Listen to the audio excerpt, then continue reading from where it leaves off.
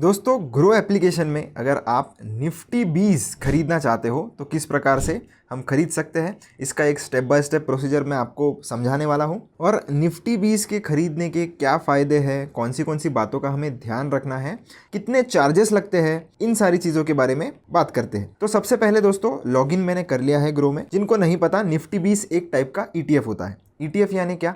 ETF यानी exchange traded funds. ETFs यानी कि एक ऐसे तरीके के फंड्स होते हैं दोस्तों, वो डायरेक्टली एक्सचेंज पर ट्रेड होते हैं। तो ETF सिमिलर कंसेप्ट है जैसे एक म्यूचुअल फंड होता है, जिसमें आपका पैसा एक पर्टिकुलर इंडेक्स में लगाया जाता है, जैसे इंडेक्स फंड्स होते हैं। तो आपका पैसा एक बास्केट ऑफ स्टॉक्स में लगाया जाता है। पर डिफरेंस इतना ही है दोस्तों कि आप इन्हें डायरेक्टली एक्सचेंज पर ट्रेड कर सकते हो, यानी कि जब भी मार्केट आवर्स होते हैं तब आप इन्हें डायरेक्टली बाय और सेल कर सकते हो। वैसे आप म्यूचुअल फंड में अगर बाइंग सेलिंग करना चाहते हो तो आप कभी भी कर सकते हो, पर वो ऑर्डर लगने में उतना उसका टाइम भी लगता है। ये आप तुरंत बाय भी कर सकते हो और तुरंत सेल कर सकते हो, जैसे आप स्टॉक्स करते हो। तो सबसे पहले आपको क्या करना है, ऊपर की तरफ ये जो सर्च बार है इसके ऊपर आ जाना है। आ जाने के बाद ये जो ETF वाला बटन जो है इसके ऊपर क्लिक करना है। इससे क्या होगा कि आप कोई भी स्टॉक वगैरह या म्यूचुअल फंड वगैरह नहीं देखोगे, सिर्फ ETFs देखोगे। तो हमें खरीदना है निफ्टी 20। निफ्टी 20 क्या है? निफ्टी 20 एक ऐसा ETF है जो निफ्टी 50 के कंपनीज में इन्वेस्ट करता है। तो मैंने यहाँ पर निफ्टी 20 लगा दिया, यहाँ पर ये आ चुका है। तो इसके ऊपर हम क्लिक करेंगे। क्लिक करने के बाद आपको इसकी करंट मार्केट प्राइस यानी कि एक ETF का कितना भाव है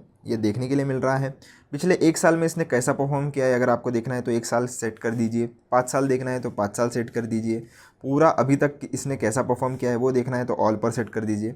तो आप ये सारी चीज़ें यहाँ से चाहो तो देख सकते हो। अगर आपको इसमें SIP करनी है तो SIP भी आप इसमें कर सकते हो। उसके लिए मैंने एक डिफरेंट वीडियो बनाकर रखा है, आप चाहो तो उसे भी चेकआउट कर सकते हो। इस वीडियो में मैं आपको सिर्फ वन टाइम अगर आपको बाय करना है वो कैसे आप कर सकते हो वो बताने वाला हूँ। तो थोड़ा नीचे अगर आप आओगे तो आपको परफॉर्मेंस वगैरह चीज़ें देखने के लिए मिल जाती है। नीचे हम आएंगे तो आप फंड के रिटर्न्स देख सकते हो, यानी कि इस ETF ने कैसा परफॉर्म किया है वो अगर आपको स्टडी करना है तो कर सकते हो। AUM यानी कि एसेट्स अंडर मैनेजमेंट कितना है, PE रेशो PB रेशो कितना है, नंबर ऑफ स्टॉक्स कितने हैं और एक्सपेंस रेशो कितना है। तो दोस्तों ये एक बहुत ही इंपॉर्टेंट फैक्टर होता है। जब कभी भी आप किसी भी ETF में इन्वेस्ट करो तो आपको एक्सपेंस रेशो ज़रूर देख लेना चाहिए, क्योंकि अगर आपका एक्सपेंस रेशो अगर ज़्यादा होगा ETF में तो फिर आपके रिटर्न्स वहाँ पर कम हो सकते हैं। इसी के साथ साथ ये भी बहुत इंपॉर्टेंट है कि ETF आपको कब खरीदने हैं। दोस्तों ETF आपको तब खरीदने हैं जब आपको मार्केट में कुछ करेक्शन मिलता है, यानी कि जैसे मान लेते हैं मार्केट अभी टॉप से 10% गिर चुका है या 15% गिर चुका है, तो उस केसेस में आप ETF बाय करना शुरू कर सकते हो, अपने अकाउंट में ETF एक्यूमुलेट करना शुरू कर सकते हो। क्योंकि ऐसी स्ट्रेटेजी अगर आप फॉलो करोगे तो फिर उसका लॉन्ग टर्म में 5 साल के बाद 10 साल के बाद आपको बहुत अच्छा बेनिफिट मिलेगा। तो ETF हमेशा लॉन्ग टर्म पर्सपेक्टिव के हिसाब से आपको बाय करनी चाहिए। अगर आप एक एडवांस ट्रेडर इन्वेस्टर हो, उस केस में आपको बहुत ज़्यादा नॉलेज अगर होगा तो फिर आप इसका मार्केट साइकिल्स प्ले करने में या स्विंग ट्रेडिंग करने में भी यूज़ कर सकते हो। तो ये सारी चीज़ें हमने देख ली। इसके बाद अगर आपको चेक करना है कि ये ETF कौन से कंपनीज में आपका पैसा लगा रहा है तो वो आप इधर चेक कर सकते हो। और उसके बाद हम इस बाय वाले बटन पर क्लिक करेंगे क्योंकि हमें बाय करना है। तो बाय पर मैं आ चुका हूँ। आपको इंट्राडे और MTF को फिलहाल इग्नोर करना है। मैंने आपको बोला कि ETFs अगर आप एक बिगिनर हो तो आपको डिलीवरी में ही खरीदने चाहिए, तो डिलीवरी का ऑप्शन हम चूज़ कर लेंगे।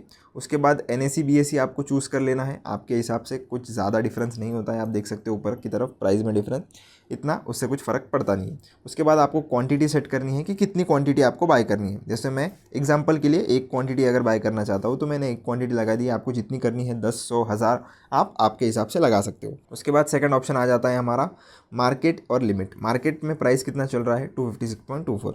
अगर आपको तुरंत इसे जो भी मार्केट पर प्राइस चल रहा है उस पर ही खरीदना है तो आप ये मार्केट वाला ऑप्शन जो है वो एनेबल्ड रहने दे सकते हो। अगर आपको लगता है कि नहीं 256 का प्राइस थोड़ा ज़्यादा है, 255 में जब आएगा तब मैं इसे खरीदूंगा, तो आपको क्या करना है, सिंपली इसके ऊपर एक बार क्लिक करना है। ये लिमिट पर सेट हो जाता है और आपको आपकी डिजायर्ड प्राइस यहाँ पर लगा देनी है। तो मैंने 255 लगा दी है, आप आपके हिसाब से लगा सकते हो। बस ध्यान रहे कि ये जो मार्केट प्राइस है उससे लिमिट प्राइस कम होनी चाहिए। और अगर आप जो भी प्राइस लगा रहे हो वो आज के दिन में मार्केट में आती है तो ही आपका ये ऑर्डर एग्जीक्यूट होता है।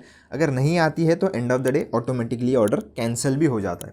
तो ये भी आपको पता होना चाहिए। अब ये सारी चीज़ें हमने देख ली। राइट साइड में आपको रिक्वायर्ड मार्जिन दिख जाता है, यानी कि इस पर्टिकुलर ट्रांजैक्शन को कंप्लीट करने के लिए आपके अकाउंट में कितना पैसा होना चाहिए। तो 256, क्योंकि मैंने एक ही यहाँ पर ETF बाय करना है मुझे, तो मुझे एक के प्राइस के हिसाब से 256 रुपीज़ ये बता रहा है।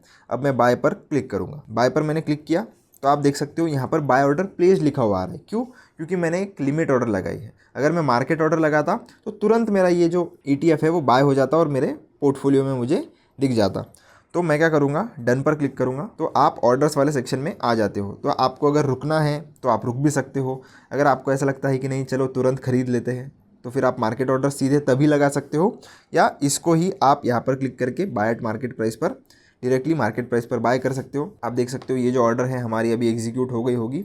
होल्डिंग्स में हम चलेंगे, निफ्टी 20 हमारा होल्डिंग्स वाले सेक्शन में आ चुका है। तो दोस्तों कुछ इसी तरीके से आप एक ETF बाय कर सकते हो। अगर आपको इसके अलावा दूसरा ETF भी बाय करना है तो सेम प्रोसीजर आपको फॉलो करनी है, सिर्फ सर्च बार में आपको नाम दूसरा डालना होता है। अगर आपको कभी बेचना भी है तो आप जब चाहो तब बेच सकते हो, जितने दिन चाहो उतने दिन होल्ड कर सकते हो। ETFs खरीदने के कोई एक्स्ट्रा चार्जेस नहीं होते, जैसे स्टॉक्स में आपके चार्जेस होते हैं ठीक उसी तरीके के चार्जेस आपके ETFs में अप्लाई होते हैं। ETF में कोई लॉक इन पीरियड नहीं होता, यानी कि ऐसा नहीं है कि आपको इतने इतने दिन इसको कंपलसरी होल्ड ही करना है। आपको एक दिन होल्ड करना है, होल्ड कीजिए, नहीं करना है मत कीजिए। आप एक दिन के अंदर भी इसे खरीद और बेच सकते हो, डिलीवरी में भी।